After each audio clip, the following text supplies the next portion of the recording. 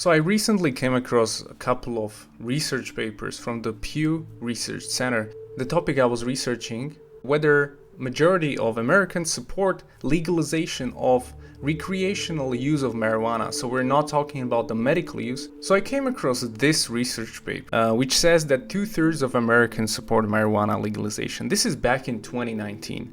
And what is really interesting here is this graph right here on the right side, which really shows you how the US public opinion was changing when it comes to the theme of legalizing marijuana from 1969 up to 2019. So we have over 50-year span.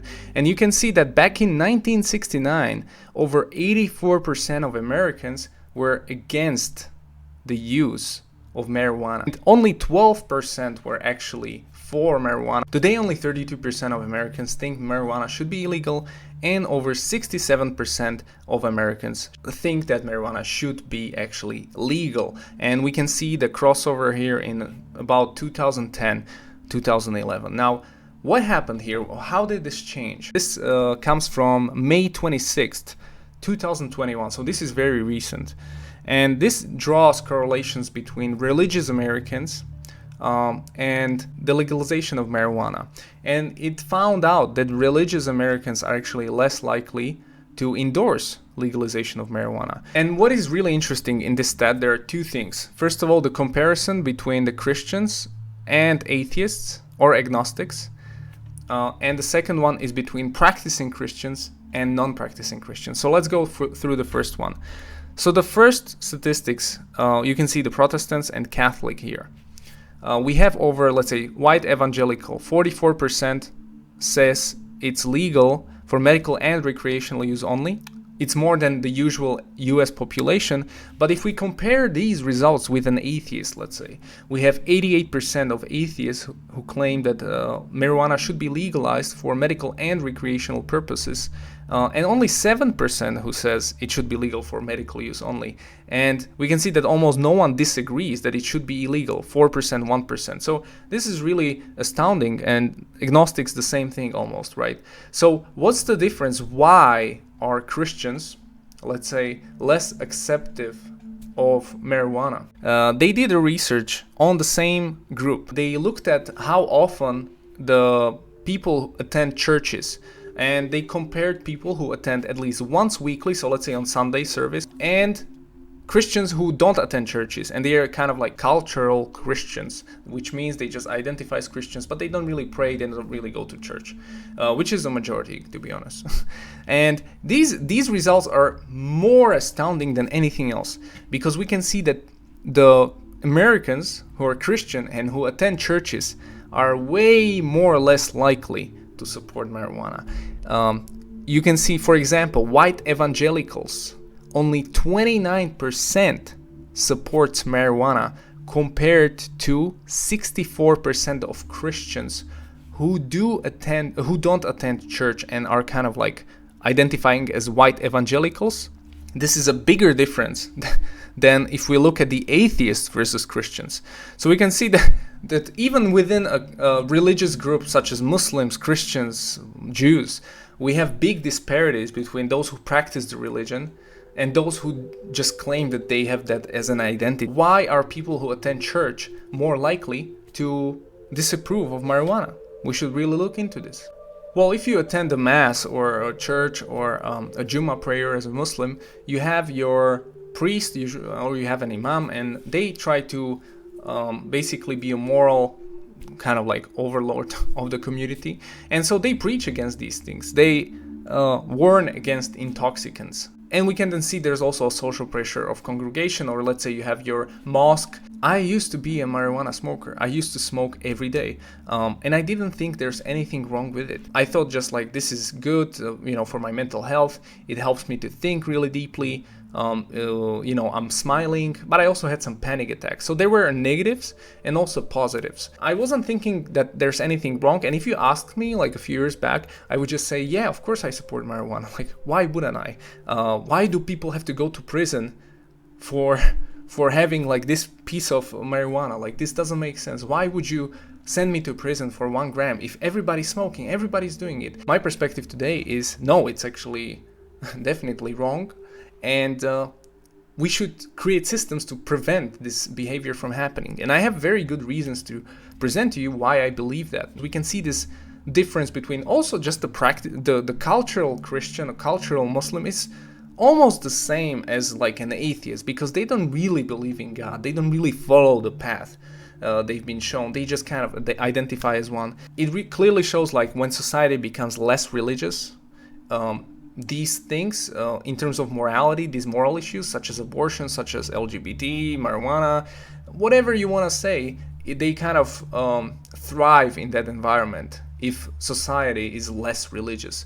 If society is more strict, more religious, kind of like a theocracy, let's say in Saudi Arabia or somewhere, where you don't really have just some influence on the laws, but the laws are based around the Quran, it's theocracy, then we can see very harsh punishments for just a simple thing. You can get killed.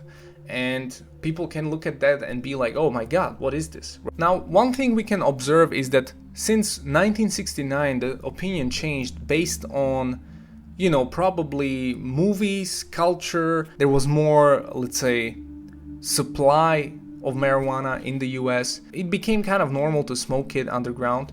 And then it sort of became a culture, right? And now who doesn't smoke is weird. And we can really see that the laws of the land of the US, for this example, are really based on the opinion of the majority. So now the majority believes marijuana should be legal based on the couple of states that changed the regulations 10 years ago. Now it's becoming a more increasingly federal issue. And slowly in the future, there might be even different, let's say, payment providers for marijuana, where there are companies who have dispensaries around the cities. You can do food delivery. Now we can do marijuana delivery. We can do many things with marijuana. It's created a new industry. People are growing it in farms. So it's really becoming an industry. People are making money out of it and taxing. So the government is making money of marijuana. So they're getting revenue from taxes. There's many benefits also in that whole industry, similarly to what let's say gaming is doing or porn, a giant industry that also helps the government in revenue with taxes. There still is a giant bad effect on society with gambling, with porn, or with marijuana. As a human being, you can't really see the long-term effects. You don't really know everything because you don't have the totality of knowledge in the universe. So you don't know what's good or bad for you, to be honest. You just know kind of the near future, let's say next 10 years, or you know based on recent scientific research, which isn't really that relevant because it's been only around for a couple of decades now, this marijuana thing. It hasn't been really something we tracked or traced for centuries, the effects of it. Porn has been around for how long? A couple of decades? So, and it really shifted our sexual preferences and sexuality in many ways. So now let's look at some real scientific effects of marijuana so that I am unbiased and we can both agree that this makes sense.